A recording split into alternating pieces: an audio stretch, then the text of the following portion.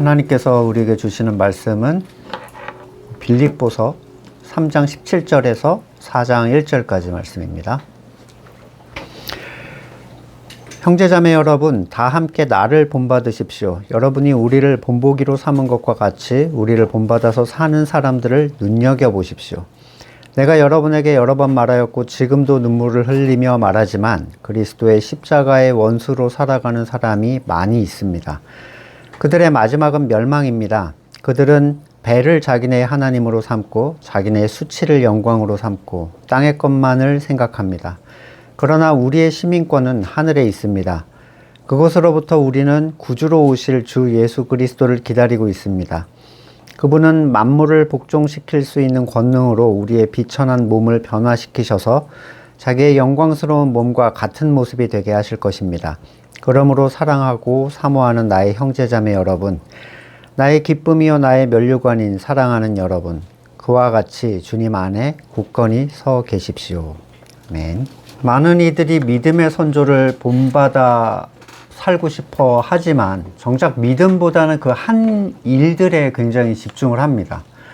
아브라함은 자녀를 바쳤는데 나는 뭘 바쳐야 되나?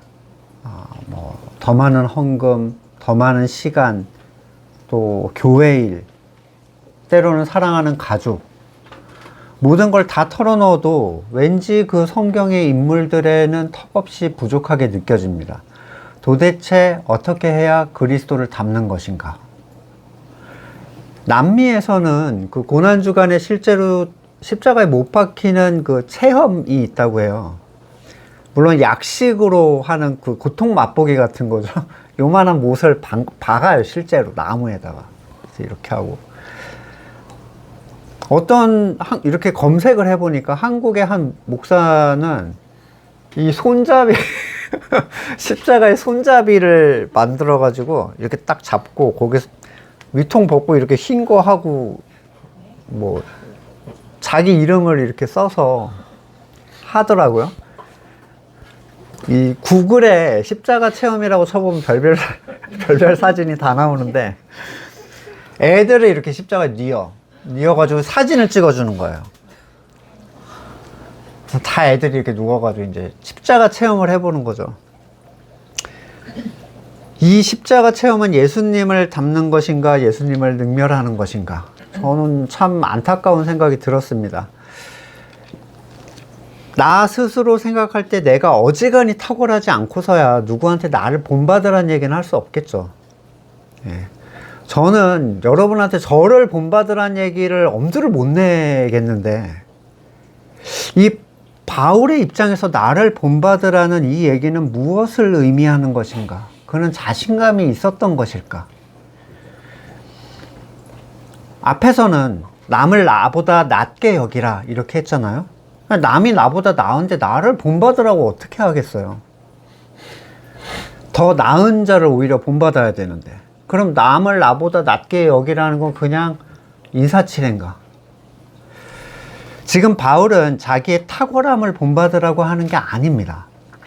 오히려 자신이 먼저 걸은 믿음의 길에 대한 본을 얘기를 하고 있는 거예요. 앞에 간 사람의 발자취를 따르는 것은 뒤에 따라가는 사람에게 큰 유익을 줍니다. 신앙생활은 성도 각자가 새로운 길을 만드는 개척이 아니에요. 제가 창뜰에 와서 처음 했던 설교 제목이 개척은 없다라는 설교였는데, 다들 이제 제가 아무것도 없는 저였잖아요. 그러니까 건물도 없고 교인도 없고 아무것도 없었어요. 근데 다들 이제 개척이 어렵네, 대단하네, 고생길이네, 이렇게 얘기를 할 때 개척이라는 것의 의미를 생각해 보면 그건 개척이 아니었거든요. 개척은 아무도 손대지 않은 분야의 일을 처음 시작해서 새로운 길을 닦는 것, 그게 개척입니다. 성도에게 아무도 손대지 않은 분야가 있을 수 없어요. 모든 성도는 누군가가 걸었던 그 길 뒤를 따라가는 겁니다. 그 발자국을 그대로 따라가는 거죠. 창세기 26장 18절, 이삭은 자기 아버지 아브라함 때 팠던 우물들을 다시 팠다. 이 우물들은 아브라함이 죽자 블레셋 사람들이 메워버린 것들이다. 이삭은 그 우물들을 그의 아버지 아브라함이 부르던 이름 그대로 불렀다. 아시다시피 이삭이 우물을 파면 사람들이 메워버리고 빼앗고 막 계속 그랬거든요. 이삭은 새로운 우물을 파지 않고요. 아버지가 파놨던 우물을 다시 계속 팝니다. 고맙게도 아브라함이 여러 개를 파두었고 세 번째 발견한 다시 판 우물을 더 이상 사람들은 건드리지 않았어요. 그게 그에게 생명줄이 되줬죠. 로마서 4장 12절 또 그는 할례를 받은 사람의 조상이 되기도 하였습니다. 다시 말하면 할례만을 받은 것이 아니라 또한 우리 조상 아브라함이 할례를 받지 않은 상태에서 걸어간 믿음의 발자취를 따라가는 사람들의 조상이 되었습니다. 아브라함이나 그 자손에게 주신 하나님의 약속, 곧 그들이 세상을 물려받을 상속자가 되리라는 것은 율법으로 말미암은 것이 아니라 믿음의 의로 말미암은 것입니다. 이런 까닭에 이 약속은 믿음에 근거한 것입니다. 그것은 하나님께서 아브라함에게 이 약속을 은혜로 주셔서 이것을 그의 모든 후손에게도 곧 율법으로 사는 사람들에게만이 아니라 아브라함이 지닌 믿음으로 사는 사람들에게도 보장하시려는 것입니다. 믿음의 발자취를 따라가는 것, 그게 바울이 본받기를 원하는 거였어요. 예수 그리스도를 본받는 것도 동일합니다. 로마서 15장 5절에 인내심과 위로를 주신 하나님께서 여러분이 그리스도 예수를 본받아 같은 생각을 품게 하시고, 또 고린도전서 11장 1절 내가 그리스도를 본받는 사람인 것 같이 여러분은 나를 본받는 사람이 되십시오. 지난 본문에서 말씀드린 대로 바울이 본받은 그리스도는 육체적으로 십자가에 매달리는 그 사건을 본받은 것이 아니라 하나님 뜻 앞에서 자기의 뜻을 꺾으신 자기 부인에 동참하는 것이었습니다. 우리 지난 시간에 보셨죠? 빌립보서 3장 10절에 내가 바라는 것은 그리스도를 알고 그분의 부활의 능력을 깨닫고 그분의 고난에 동참하여 그분의 죽으심을 본받는 것입니다. 이 본받음이 바울이 자기를 본받으라고 한 그 포인트예요.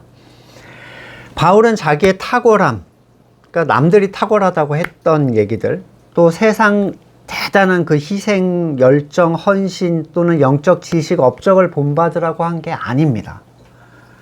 어쩌면 사람들이 우러러보고 따라하기 원했던 것들은 바울이 이미 앞에서 자기의 모든 자랑, 자신이 행했던 율법적인 완전함 뿐만 아니라 믿음의 행위조차도 이거는 어리석은 자랑이다라고 했던 영역이에요.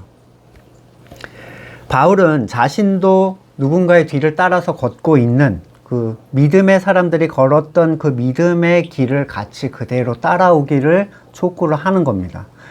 그가 걸어간 길은 성경에 그대로 나와 있죠. 그는 자신이 무엇을 위해서 살아왔고 무엇을 믿었고 그래서 어떤 신앙생활을 했는지를 분명하게 그 모든 서신서에서 기록을 하고 있어요.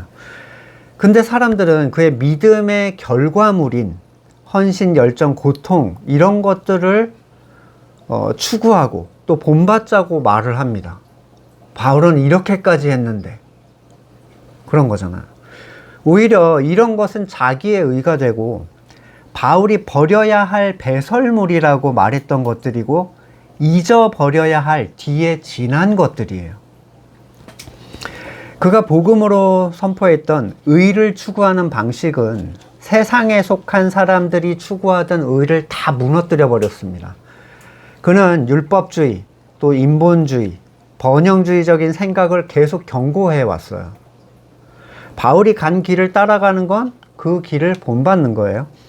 이것은 바울뿐만 아니라 믿음의 선조들이 걸어온 길을 가는 여정과 동일하고 그리스도와 하나 된 그룹만이 함께 걸을 수 있는 길입니다. 이스라엘은 광야에서 하나님의 법궤 뒤를 따라서 그대로 걸어갔어요. 그렇죠? 법궤가 제일 앞에 섰고 불기둥과 구름기둥을 따라서 계속 그 길을 걸었는데 누구도 다른 길을 개척하여 빠르고 안전하고 쾌적한 루트를 만들 수가 없었어요. 그냥 무조건 따라가는 거예요. 무조건. 그 길은 앞에서 이끌어주는 길을 묵묵히 따르는 길입니다. 하나님의 개가 앞에 나가면 자리를 털고 다시 일어나서 따라가는 거죠. 성경에 없는 것이 신앙의 절대화가 되었다면 그건 분명히 벗어난 길입니다. 지금 여러분 건물교회 보면 성경에 없는 게 되게 많아요. 근데 그게 절대화되고 있어요. 그리고 성경으로 돌아가려고 하면 교회의 전통을 무너뜨린다고 욕을 합니다. 지금의 사람들은 성경은 몰라도 교회의 전통은 잘 알죠. 5월 모시에 우리가 어디에 모여서 뭐 하고, 이건 이거 하는 날이고, 연간 계획을 다 그걸로 짜고 있어요. 예수님의 말씀처럼 사람의 전통을 지키기 위해서 하나님의 계명을 버리는 일들 계속 일어나고 있습니다. 히브리서 13장 7절 여러분의 지도자들을 기억하십시오. 그들은 여러분에게 하나님의 말씀을 일러주었습니다.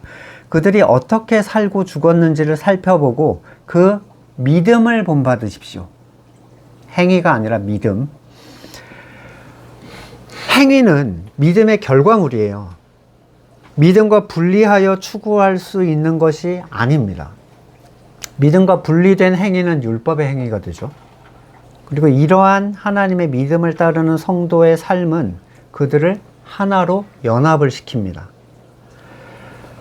히브리서 12장 2절 믿음의 창시자요 완성자이신 예수를 바라봅시다. 그는 자기 앞에 놓여있는 기쁨을 내다보고서 부끄러움을 마음에 두지 않으시고 십자가를 참으셨습니다. 그리하여 그는 하나님의 보좌 오른쪽에 앉으셨습니다.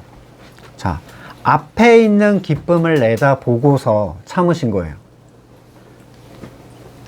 그러면 앞에 있는 기쁨을 내다보지 못하는 사람은 참을 수가 없어요. 참는 것도 참는 게 아닌 거예요. 그건 앞에 있는 기쁨이 참을 수 있는 힘의 근원이 되는 거거든요. 스스로 참는 십자가는요, 자기의가 됩니다. 기쁨을 보지 못하는 십자가는 자기의예요. 내가 이렇게까지 했어. 이렇게 되는 거예요. 로마서 15장 5절 인내심과 위로를 주시는 하나님께서, 인내심도 하나님이 주시는 거죠. 여러분이 예수 그리스도를 본받아 같은 생각을 품게 하시고 한 마음과 한 입으로 하나님 곧 우리 주 예수 그리스도의 아버지께 영광을 돌리게 해주시기를 빕니다. 믿음의 창시자이신 예수 그리스도를 본받는다는 것은 그를 본받는 모든 사람이 하나로 연합될 것을 결과로 보여줍니다. 교회가 된다라는 걸 보여줘요. 하나로 연합된다는 건. 왜 교회가 중요하고 왜 공동체가 중요한가? 그들 스스로가 머리를 중심으로 한 하나의 결과물임을 스스로 확인할 수 있기 때문이에요. 바울은 빌립보 성도들에게 우리를 본받아서 사는 사람들을 눈여겨보라 이 얘기를 하는데, 이 눈여겨보다 라는 헬라어 스코페이테, 이거는 주의를 하다, 주의를 집중해서 살펴보다, 눈을 고정하다, 이런 의미를 가지는데 동일한 용어가 로마서에서도 사용이 됩니다. 근데 어느 상황에서 사용되는지 보세요. 로마서 16장 17절에 형제자매 여러분, 내가 여러분에게 권합니다. 여러분이 배운 교훈을 거슬러서 분열을 일으키며 올무를 놓는 사람들을 경계하고, 이게 동일한 의미예요. 눈여겨 살펴보고 멀리 하십시오. 자, 두 본문이 다 형제라고 하는 사람들을 살펴보라는 거예요. 다른 의미로 잘하고 있는지 아닌지를 살펴보라는 얘기가 아닙니다. 벗어나고 있는 사람들이 아닌지를 살피라는 거예요. 비슷하기만 한 거 아닌지. 오늘 본문을 원문에 따라 번역을 해보면 너희가 우리를 모범으로 삼고 있듯이 우리와 동일하게 행하고 있다는 자들을 너희는 자세히 살피고 관찰해라. 자, 성도라는 이름을 가지고, 교회 다닌 사람들은 사망하고 나면 거기 성도 이렇게 그냥 무조건 붙이죠. 네. 세례를 안 받건 말건 교회를 다녔으면 그냥 붙여줘요. 교회를 한 번이라고 나와 본 적이 있다 그러면. 단지 그 이름이 그의 성도됨을 확증해 주는 건 아니죠. 또는 성도 그룹 중에 내가 들어있다, 이게 확증해 주는 건 아니에요. 일반적으로 교회는 그 안에 들어있는 사람을 주의 깊게 살펴보거나 저 사람이 성도가 맞나? 이런 거를 굉장히 불경건한 태도, 교만한 태도라고 얘기를 합니다. 네가 뭔데 그걸 네가 살피냐? 하나님이 살피는 거지. 그러면 숨어 들어온 자들에 대한 경계는 어떻게 해요? 신천지 사절 이렇게 스티커 하나 붙여오면은 다들 신천지가 나를 여기서 기피하는구나 그리고 떠나가는 게 아니잖아요. 나는 신천지 아닌데요 라고 하면 끝나는 건가? 하나님의 선악의 주권을 인정한다고 말하는 것, 그게 그의 성도됨을 증거해 주는 것도 아니에요. 그게 이성적 동의에서만 멈춰 서 있는 경우도 굉장히 많기 때문입니다. 우리도 오신 분들 중에 기존의 기독교에 지치신 분들, 또는 말씀에 호기심, 다른 얘기를 하니까 호기심을 가진 분들, 또 자기 마음에 맞는 몇 개의 본문 때문에 찾아오신 분들, 공동체의 모습이 부러워서 오신 분들, 다양한 목적으로 찾아오셨어요. 근데 모두가 다 같은 생명을 가지고 있었던 건 아니에요. 건물교회는 예수를 믿겠다라고 하면 무조건 어서 옵쇼죠. 웬 땡큐지. 스스로 찾아왔는데. 그들이 그리스도와 정말 같은 것을 추구하는지, 믿음의 선조와 같은 길을 걸어갈 생각이 있고 걸어왔었는지, 이건 별로 중요하지 않습니다. 이미 당회가 안 그러고 있는데 어떻게 새로운 사람이 그걸 맞는지 안 맞는지를 확인을 하겠어요. 예수님은 건축자들이 버린 돌이었죠. 버린 돌.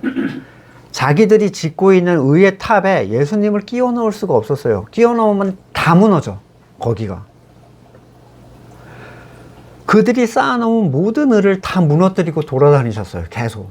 그냥 미친 듯이 싫어했죠. 그 의를 쌓던 사람들이. 결국 예수님은 그들에게 버려졌고 참된 성도들도 역시 동일합니다.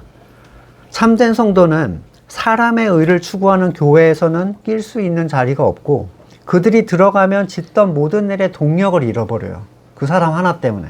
너무 불편한 존재가 돼버려요. 그들은 스스로 의를 추구하는 사람들에게 있어서 걸리는 돌과 넘어지게 하는 바위예요. 자꾸 말씀에 그러지 말라고 했는데 뭐 이런 얘기 꺼내니까 다 알아 우리도 이러면서 그냥 해요 또. 베드로전서 2장 4절 주님께 나오십시오. 그는 사람에게는 버림받으셨으나 하나님께는 택함을 받은 살아있는 귀한 돌입니다. 살아있는 돌과 같은 존재로서 여러분도 집 짓는 데 사용되어 신령한 집이 됩니다. 이 집은 교회죠. 사람이 만드는 게 아니라 하나님이 만드는 교회. 이러한 존재가 성도고, 이런 존재들이 하나의 본을 따라서 같은 길을 걷고 있는 사람들이에요. 바울은 이 일에 대해서 이미 여러 번 말했고 지금도 눈물을 흘리면서 얘기를 한다고 해요. 얼마나 그런 거 있잖아요. 자녀들이 정말 속 터지게 만들고 막 말썽 일으키고 그러면 부모들이 이렇게 눈물을 흘리면서, 저는 아직 그렇게 해본 적은 없는데 그런 일이 올까 봐 두렵긴 한데, 눈물을 흘리면서 이 자녀들한테 얘기를 하는 거예요. 어떤 이유 때문이냐면 17절에 우리를 본받아 사는 사람들이라고 하는 사람 가운데 있는 사람들을 자세히 눈여겨 살펴보면 그들이 그리스도의 십자가의 원수로 살아가고 있는데 몇몇도 아니고 많이 있기 때문이다 라고 얘기를 합니다. 그러니까 교회 가운데, 교회라는 자리 가운데 이런 사람이 너무 많이 있다는 거예요. 십자가의 원수로 살아가는 사람이. 십자가에 부족하다, 합하지 않다가 아니라 원수급, 대적 세력이죠 거의. 조금도 아니고 많이. 바울과 같은 사도가 있던 시대에도 그랬는데 하물며 지금의 시대겠습니까? 도대체 초대교회는 왜 사라졌을까? 생각해 보신 적 없으세요? 칭찬받았던 에베소, 서머나 사라졌죠? 바울이 기쁨이 되었던 빌립보, 데살로니가 어디로 갔습니까? 단 하나의 교회의 흔적이 이어지지가 않아요. 기독교의 변방인 한국에도 우리는 역사가 뭐 100년이 넘었다 이런 교회들이 막 초대형 교회들이 착착 서고 있는데, 아니 이렇게 성령이 충만했던 교회들은 왜 보이지 않는가? 모든 성도가 한날에 뭐 목배임이라도 당했는가? 교회가 카톨릭의 손에 들어가서 사람이 교회를 만들고 관리하는 시대가 되면서 참된 성도의 생명력을 살피는 소위 눈여겨보는 주목성이라는 게 제거가 됩니다. 그런 건 있어서는 안 되죠. 이 수장이 인정해야 되니까. 넌 교인, 내가 해줘야 되는데 사람들이 그가 그리스도의 길을 따르고 있는 걸 살펴보는 건 안 되는 거예요. 사람이 교회를 관장하면서 교회는 교회가 아닌 곳이 됐죠. 그가 정말 그리스도의 십자가에 합한 사람인지, 그가 입으로만 주님을 고백하면서 십자가의 원수로 이 안에 들어있는 건지, 거듭난 성도를 참으로 확증하려는 시도가 다 사라지게 됩니다. 지난 설교에서도 말씀드렸지만 건물교회의 세대교육은 참된 성도를 찾아내는 역할을 감당해 주지를 못해요. 고백을 말하는 문답도 성경적이지가 않아요. 그냥 예라고만 하면 돼요. 딴 생각하면서 대답해도, 잘못 대답해도 다시 물어봐서 수정해 줍니다. 주는 쪽에서 제발 받아만 달라는 자세니까요. 성도의 검증이 없으니까 그러한 사람들이 차는 곳이 되면, 가득 찬 곳이 되면 그런 사람들이 다스리는 교회가 돼요. 당회라는 곳은 사람의 의를 기획하는 곳이 됐죠. 장로님마다 맡은 분야에서 우리 교회는 내년에 이런 거 할 거예요 라를 계획합니다. 예산을 편성하고. 결국에 50일의 법칙처럼 다수가 된 쪽이 거의 그곳을 주도하게 돼 있어요. 우리 지난번 대선의 표차가 0.8%였잖아요. 지금 뭐 양극단에서 서로 막 하고 있는데 0.8% 때문에 나머지는 다 따라갈 수밖에 없어요. 교회가 참된 생명들의 순수한 연합의 가치보다 숫자 늘리기에 집중을 하기 시작하면 서서히 교회의 믿음을 본받는 것 같은 느낌은 들지만 실상은 십자가의 원수로 살아가는 사람의 수가 그 안에서 계속 증가할 수밖에 없고, 그들이 다수가 되면 성령을 따라 살고자 하는 사람들의 방향성은 다 무너질 수밖에 없습니다. 교회의 색이 바랜 것은 어쩌면이에요. 이건 뭐 제가 확정할 수 없죠. 자, 가부장적 시대에서 무조건 자기 집안 사람들에게 신앙을 강제할 수 있었던 그 시대의 특성 때문일 수가 있어요. 예를 들어 아버지가 나 신앙을 믿기로 했어요. 나머지 나는 싫어요가 그게 말이 나올 수 없죠. 그러면 아버지가 5명을 데려왔어. 근데 교회에서 믿음의 고백을 해야 된대요. 이렇게 물어보면 이렇게 하라고 대답해. 그럼 너 하나님의 자녀가 되는 거야. 얘 아버지 그리고 다 하는 거예요. 5명을 데려왔는데 얘네가 자라서 또 5명씩 데려왔어요. 얘네는 진짜도 아닌데 5명씩 또 데려올 거 아니에요. 자기가 아버지가 되면. 이렇게 2세대만 거치면 거기는 완전 교회가 아닌 데가 됩니다. 그런 식의 전도는요, 아빠가 가니까 너도 가자 이런 거 있잖아요. 정작 교회를 망쳐놨어요. 어쩌면 구원에 대한 하나님의 주권보다는 내가 사랑하는 또는 내가 데려온 사람들을 천국에 보내야지, 이런 사람의 의가 차올라서 무너져 내렸을 수도 있습니다. 하지만 교회가 아닌 곳에는 그리스도는 더 이상 계시지 않죠.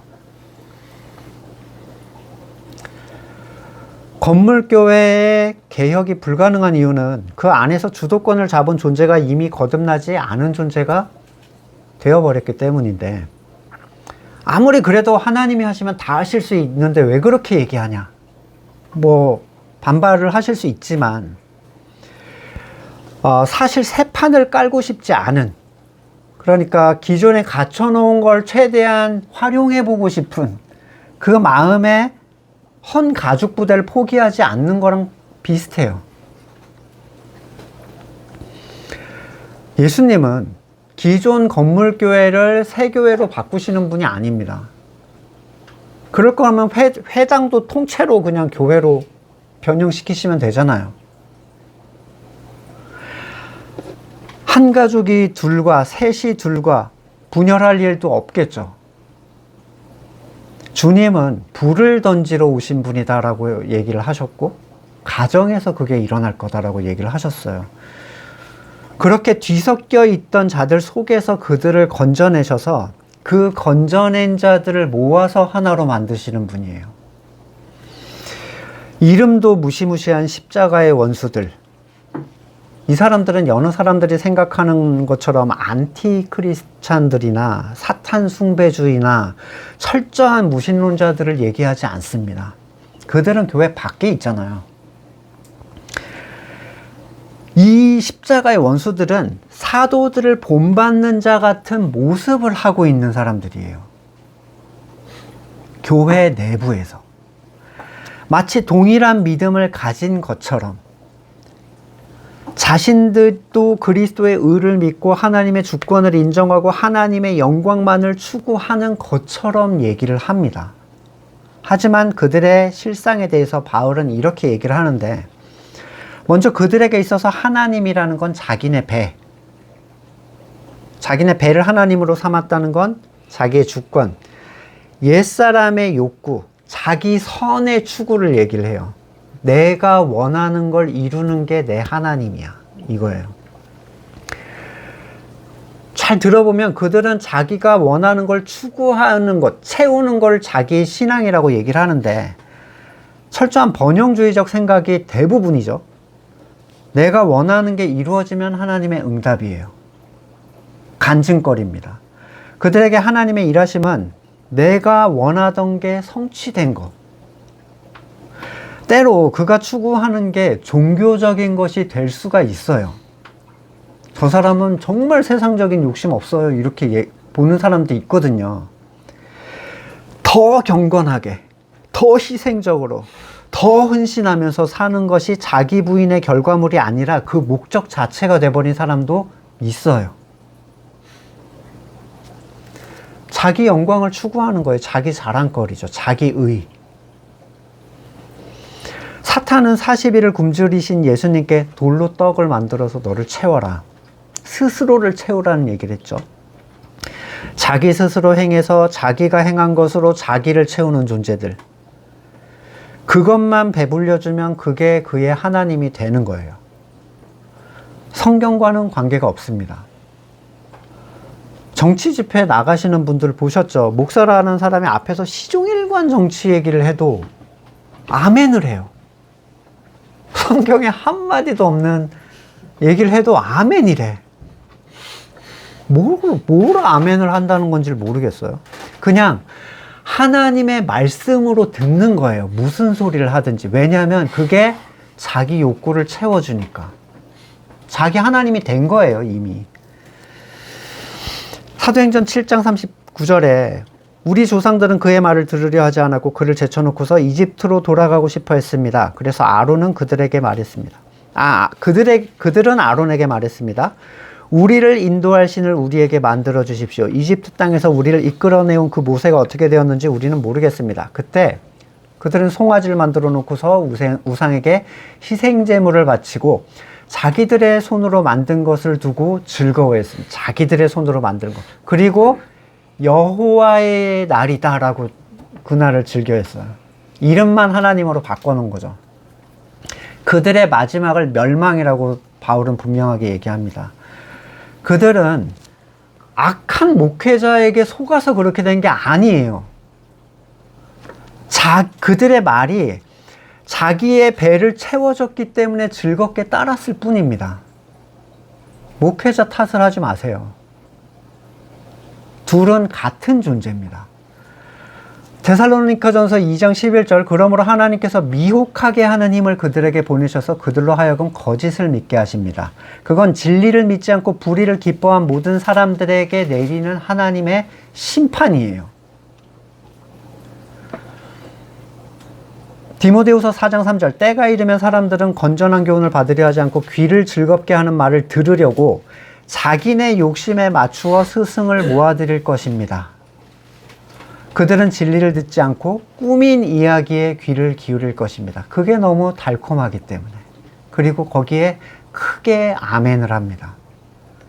우리는 여러분 도무지 아멘할 수 없는 것들을 느껴보셨죠? 요즘에도 뭐 방송에나 유튜브에 설교를 들어보면 아니 어떻게 저런 얘기를 하고 있는데 저기서 저러고 있을까? 근데 그 사람들은 그걸 하나님의 음성으로 들어요. 그들은 보통 자기의 영광을 추구합니다. 그 일이 자기에게 수치가 된다는 사실을 전혀 인지하지 못하는데 나뭇잎 치마를 만들어서 서로 자랑하는 거예요. 내 거 봐봐. 여기 지퍼도 달았어. 이런 거예요. 네.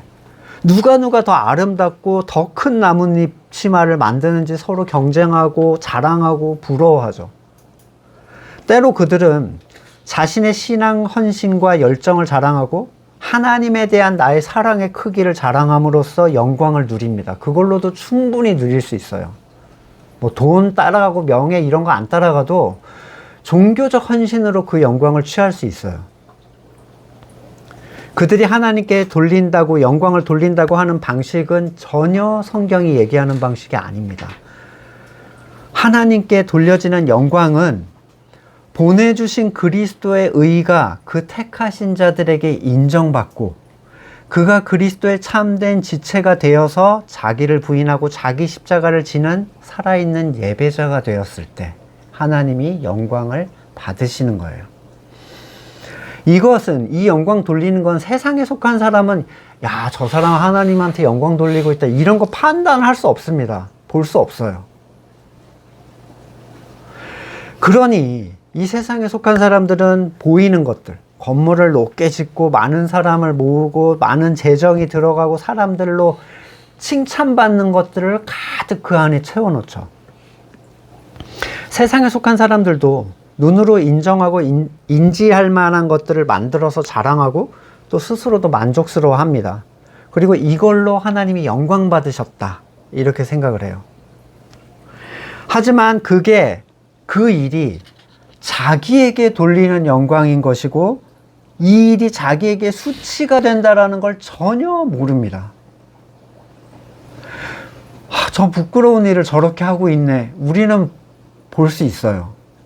근데 그분들은 몰라요. 성전 미문에 앉아서 구걸했던 그 안진뱅이를 기억하시죠? 자기의 수치를 드러내놓고 수익을 창출해요. 그게 그 비참한 삶이었어요.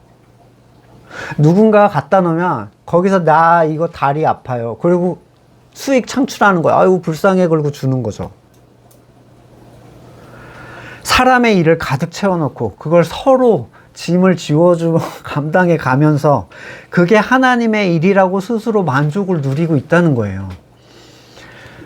사람이 만드는 일로 자기를 채우는 건 일이 주님께서 광야에서 거부하신 사탄의 시험임을 전혀 인지를 못합니다.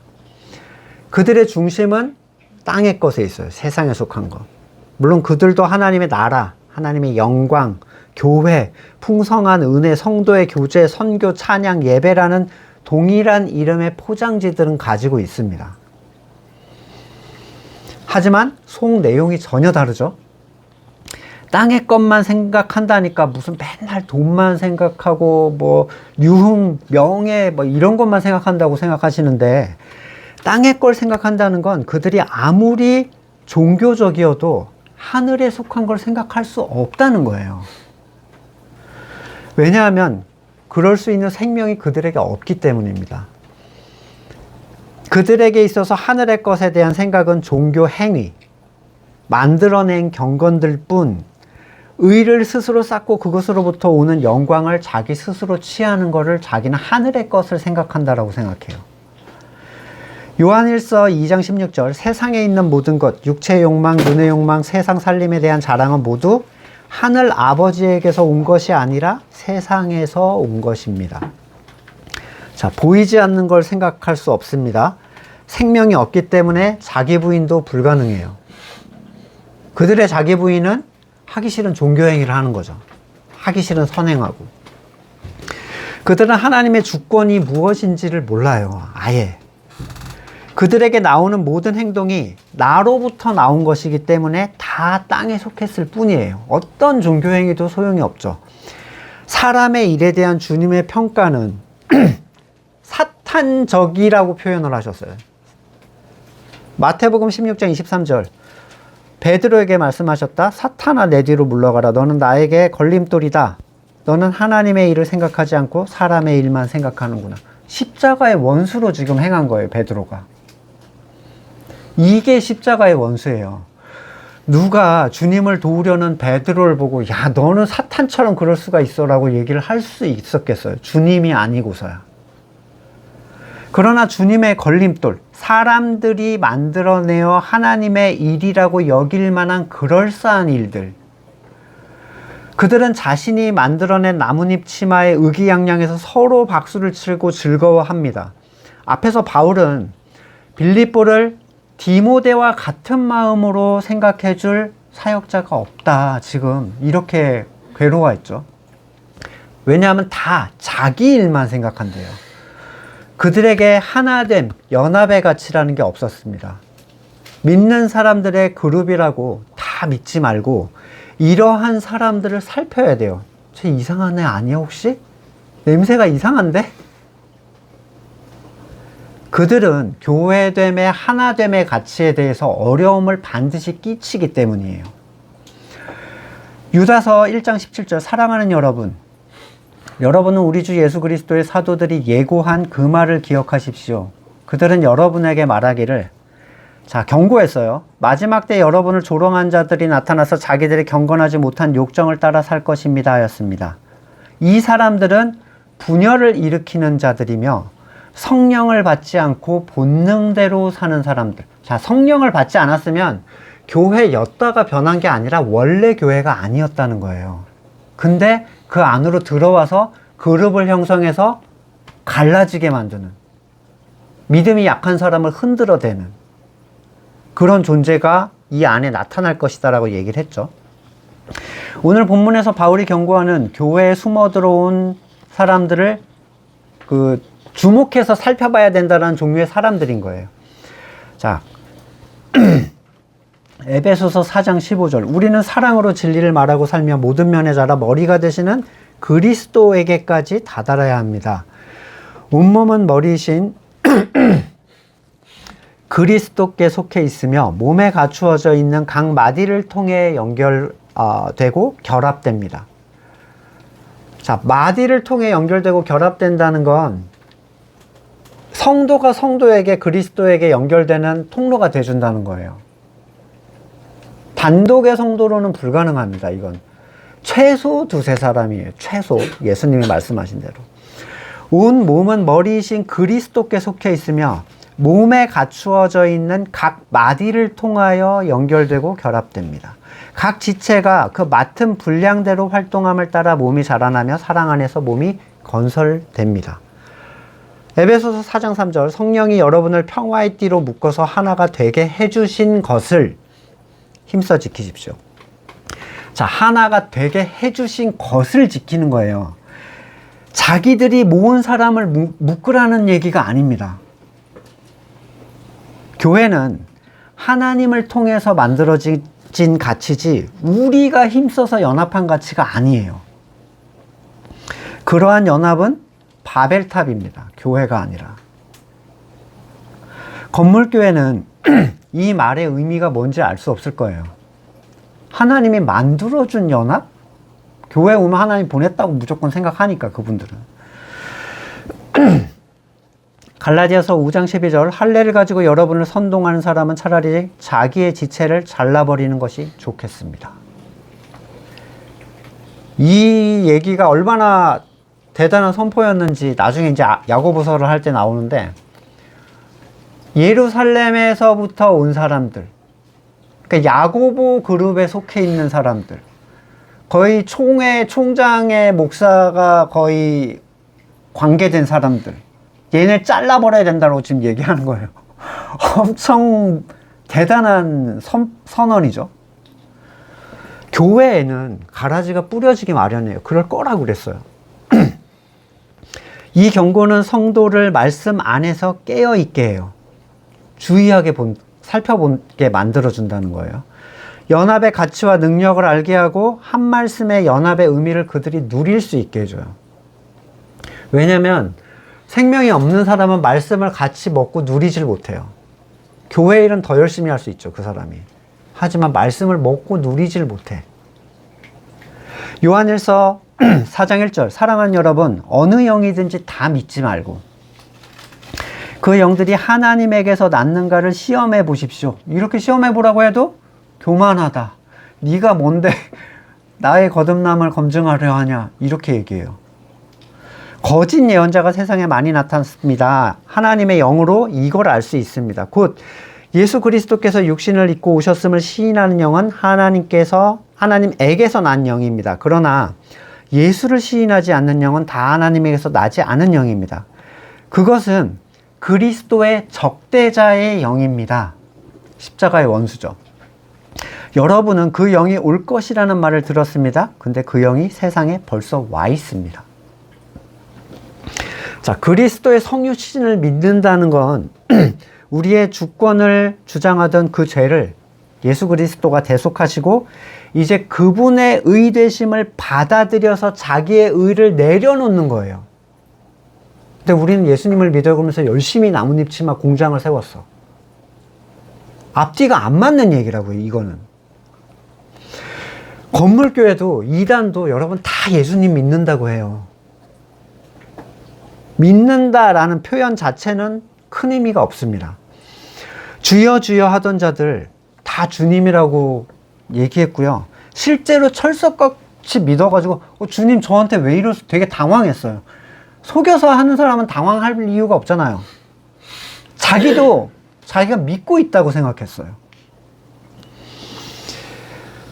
예수님께서는 그들을 알지 못하셨을 뿐만 아니라 교회되지 않았던 자들의 모든 종교 행위를 행악이라고 표현하셨어요. 그래서 아까 그 본문 요한일서 4장 4절, 자녀되니 여러분은 하나님에게서 난 사람들이며 여러분은 그 거짓 예언자들을 이겼습니다. 여러분 안에 계신 분이 세상에 있는 자보다 크시기 때문입니다. 그들은 세상에서 났습니다. 극까닭에 그들은 세상에 속한 것을 말하고 세상은 그의 말을 듣습니다. 휩쓸려 간다면 그 귀가 너무 솔깃한 거예요. 그 얘기가 그 사람 자체한테.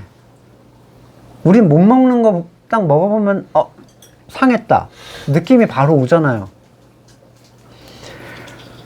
거듭나지 않은 사람들이 그의 말을 듣고 그렇게 몰려가는 건 다 같이 세상에 속한 존재이기 때문입니다. 그러면 그들은 자신이 전도를 시도했는데 세상이 나의 말을 안 들어줘 그러면서 내가 세상에 속하지 않았다라는 걸 자꾸 주장을 하려고 해요. 그런 거 있잖아요. 막 교회 가자 했는데 싫어라고 하면 나를 거부했으니까 나는 세상에 속하지 않았어. 너무 단순 무식 논리죠. 근데 그들은 참된 성도와 소통이 안 돼요. 그렇게 거절을 세상으로부터 당했다고 착각하더라도 진짜 성도와 대화가 안 됩니다. 우리는 하나님에게서 났습니다. 하나님을 아는 사람은 우리 말을 듣고, 그러니까 이 소통, 교제죠. 성도의 교제. 함께 떡을 떼고 나누는 이 소통. 하나님에게서 나지 않은 사람은 우리 말을 듣지 않습니다. 이것으로 우리는 진리의 영과 미혹의 영을 알아봅니다. 이래서 성도의 나눔, 이 교제, 우리가 말씀을 마치고 계속 나누잖아요. 그게 중요하다는 거예요. 우리를 보호하는 안전장치입니다. 에베소서 5장 1절, 그러므로 여러분은 사랑받는 자녀답게 하나님을 본받는 사람이 되십시오. 아니, 하나님은 어떻게 본받습니까? 바울, 예수 그리스도뿐만 아니라 하나님을 본받는 사람이 되라고 하고 있는데, 하나님을 본받는다는 개념은요, 그리스도의 의를 받아들이는 방법밖에 없어요. 그분의 거룩은 그리스도를 통해서만 우리에게 입혀집니다. 내가 거룩하니 너희도 거룩하라. 이 본받는 방법이에요. 사실 바울이나 그리스도나 하나님을 본받는 모든 방식이 다 똑같아요. 역사적으로 수많은 이단이 있어 왔고 앞으로도 계속 있겠죠. 이단은 살아있는 하나님의 말씀을 함께 먹을 수 없습니다. 또한 이단은 자신을 이단이라고 생각하지 않아요. 이단과 참된 성도는 서로가 서로에게 이단이라고 합니다. 네, 그러면 뭘로 구분하는가? 사랑하는 여러분, 서로 사랑합시다. 사랑은 하나님에게서 난 것입니다. 사랑하는 사람은 다 하나님에게서 났고 하나님을 압니다. 사랑하지 않는 사람은 하나님을 알지 못합니다. 하나님은 사랑이시기 때문입니다. 이 교회됨 안에서 일어나는 형제사랑. 같은 생명을 가지고 있고 같은 식사 자리에 앉아서 그리스도를 함께 누리는 사람들에 대한 세상과는 공유할 수 없는 특별한 사랑. 온전한 말씀에 대한 전적인 수용, 그리고 사람이 만들어내지 않은 참된 신앙의 공동체, 말씀에 있는 것들이 그 삶에서 증거로 나타나고 성경 말씀이 사실이라는 것이 말씀에서 계속 드러나기 때문에 참된 성도는 계속 말씀으로 가까이 오려고 해요. 여러분 얘기해 보셨죠? 자꾸 성경 얘기를 꺼려 하잖아요. 성경으로 얘기하려고 하면 덮으려고 그래요, 자꾸. 이단들은요, 특정 구절만 사용을 합니다. 자기가 딱 마음에 받는 그것만 사용하고요. 아닌 것들은 무시하거나 바꿔서 이해를 해버려요. 참된 성도와 이단은 말씀에 대한 나눔이 공유가 안 됩니다. 같은 걸 먹어도 전혀 다른 걸 꺼내놔요. 분명히 이 재료면 최소한 소고기로 요리를 했으면 소가 나와야 되는데 전혀 알 수 없는 게 이상한 게 나오는 거예요. 그리고 그 나눔은 성경의 가르침과 배치되고 다른 성도들을 채워주지 못해요. 불편하게 만듭니다. 결국 온전한 말씀 앞에서 자기를 숨길 수가 없어요. 하나님에게서 난 사람을 성경은 본래 하나님의 것이었던 자들이라고 얘기를 하죠. 그들은 하나님의 주권에 의해서 정하시고 부르시고 의롭게 하시고 영화롭게 하시는 과정을 그리스도의 몸된 교회 안에서 누리게 될 거예요. 빌립보 시민들은 빌립보에 대한 자부심이 있었다고 했잖아요. 그도 그럴 것이 빌립보는 작은 로마라고 불릴 만큼 굉장히 인정받는 도시였기 때문입니다. 하지만 그런 자부심을 가지고 있을 법한 사람들에게 바울은 우리의 시민권은 하늘에 있다 라고 얘기를 해요. 시선을 다시 하늘로 돌려놓죠. 에베소서 2장 19절, 그러므로 이제부터 여러분은 외국 사람이나 나그네가 아니요 성도들과 함께 시민이며 하나님의 가족입니다. 한 식구가 한 가족이죠. 같은 식탁에 앉는 사람들. 우리가 하나님의 가족으로서 오실 그분을 기다리며 시선을 하늘로 고정할 때 그리스도의 능력은 우리를 그분과 같은 모습으로 변화시킬 것이다. 이 얘기를 해줍니다. 먼저 우리는 이 땅에서 그 능력으로 그분을 닮아가게 돼요.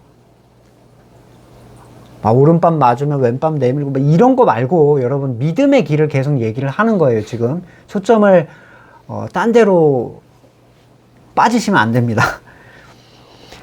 이것은 이 닮아간다는 거는 공동체적 관점을 계속 얘기를 하고 있어요. 항상 반복해야 되는 건 신앙생활의 모든 일들은 연합체로 생각을 하셔야 돼요. 단독으로 나 분리시켜가지고 하나님과 나 이렇게 생각하면 벌써 오류가 생깁니다. 갈라디아서 3장 26절, 여러분은 모두 그 믿음으로 말미암아 그리스도 예수 안에서 하나님의 자녀들입니다. 모두 세례를 받아서 그리스도와 하나가 되고 그리스도를 옷으로 입은 사람들이기 때문입니다. 유대, 그리스, 종, 자유인, 남자, 여자 없습니다. 모두가 그리스도 예수 안에서 하나이기 때문입니다. 하나인데 왜 자꾸 분리를 시키겠습니까? 여러분이 그리스도께 속한 사람이면, 교회라면 여러분은 아브라함의 후손이요 약속을 따라 정해진 상속자들입니다. 교회된 자들만이 한 믿음을 가진 사람들이에요. 이 사람들은 점점 그리스도를 닮아갑니다. 골로새서 3장 9절 서로 거짓말하지 마십시오. 여러분은 옛사람을 행실과 함께 벗어버리고 새 사람을 입으십시오. 이 새 사람은 자기를 창조하신 분의 형상을 따라 끊임없이 새로워져서 참 지식에 이르게 됩니다. 거기는 유대인, 할례 받은 자, 이방인, 야만인, 스구디아인, 종, 자유인 없습니다. 오직 그리스도만이 모든 것이며 모든 것 안에 계십니다. 그냥 교회만 남아버린 거예요. 나는 교회입니다는 그 전체를 포함하는 내용이어야 돼요. 반드시. 모든 구분이 사라지는 거예요. 지역, 빈부, 남녀노소 또는 학식, 인종을 떠나서 그냥 교회일 뿐이에요. 그 사람은. 그러니까 얼마나 중요합니까? 이 사람이 진짜 교회인지 아닌지를 살피는 게. 예수 그리스도로 옷 입는 것은 교회된 사람의 의미를 가지고 있어요. 요한복음 15장 2절 내게 붙어 있으면서도 열매를 맺지 못하는 가지는 아버지께서 잘라버리시고 열매 맺는 가지는 더 많은 열매를 맺게 하시려고 손질하신다.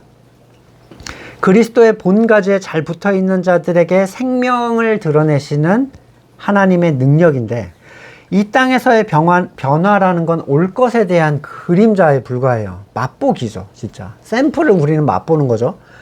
우리는 그리스도의 재림 때 그분과 같은 모습으로 변화할 것이다. 이렇게 얘기를 합니다. 고린도전서 15장 49절 흙으로 빚은 그 사람의 형상을 우리가 입은 것 같이 우리는 또한 하늘에 속한 그분의 형상을 입을 것입니다. 요한일서 3장 2절 사랑하는 여러분 이제 우리는 하나님의 자녀입니다. 앞으로 우리가 어떻게 될지 아직 밝혀지지 않았습니다만 그리스도께서 나타나시면 우리가 그와 같이 될 것임을 압니다. 그때 우리가 그를 참모습대로 뵙게 될 것이기 때문입니다. 그에게 이런 소망을 두는 사람은 누구나 그가 깨끗한 것과 같이 자기를 깨끗하게 합니다. 이 깨끗하게 하는 건 뭐예요? 행위가 아니라 자기 부인, 본질에 대한 얘기를 하고 있는 거예요. 십자가의 삶, 자기를 날마다 부인하고 우리 자기에게 안 좋은 모습이 나타났다는 거를 너무 괴로워하실 필요 없어요. 자기 부인 거리가 나타났을 뿐이에요. 그리고 그걸로 정죄하지 않겠다고 하셨어요. 나는 이제 더 이상 자기 부인 거리가 나타나지 않습니다. 그 사람은 날마다 주님을 따라갈 수 없는 사람이에요. 날마다 누구든지 날마다 자기를 부인하고 자기 십자가를 지지 않으면 내 제자가 될 수 없다. 그래서 바울은 4장 1절에서 이처럼 그리스도 안에 서 있으십시오라고 권면을 합니다. 그리스도의 가지에 붙어 있는 것. 우리에게 그 아름다운 결과를 그게 약속을 해주기 때문이에요. 성경의 모든 경고를 과장으로 설명하는 항구 연구는 합당하지가 않습니다. 우리는 참으로 두렵고 떨리는 마음으로 우리의 구원을 날마다 이루어가는 존재일 뿐이에요. 날마다 하나로 연합하게 하신 우리를 그리스도의 형상을 닮아가는 존재로 바꾸어 주실 하나님의 능력을 기대하면서 오늘 하루의 삶도 감당할 수 있기를 간절히 소망합니다. 말씀을 놓고 같이 잠깐 기도하시겠습니다. 누군가를 본받는다는 것의 그 본질의 의미, 자기를 부인하고 자기 십자가를 지는 삶, 그건 모두가 다르게 나타나요. 자기의 상황에 따라. 그리고 이 자기 부인이 잘 되면 평안이 찾아옵니다. 자기 부인을 하지 못한 사람들에게 평안은 절대로 있을 수 없어요. 그러니까 나는 마음이 고통스럽고 불편하고 화가 나고 우울해. 이건 부인이 안 된 거라는 거예요.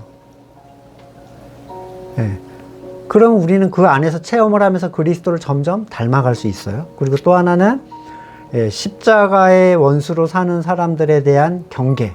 이건 항상 가지고 있어야죠.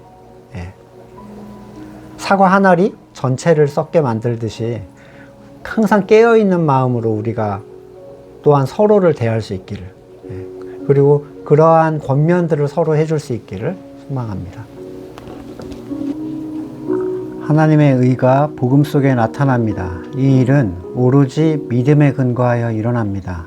이것은 성경에 기록한 바 의는 믿음으로 살 것이다 한 것과 같습니다. 우리의 의가 되어주시는 예수 그리스도를 찬양합니다.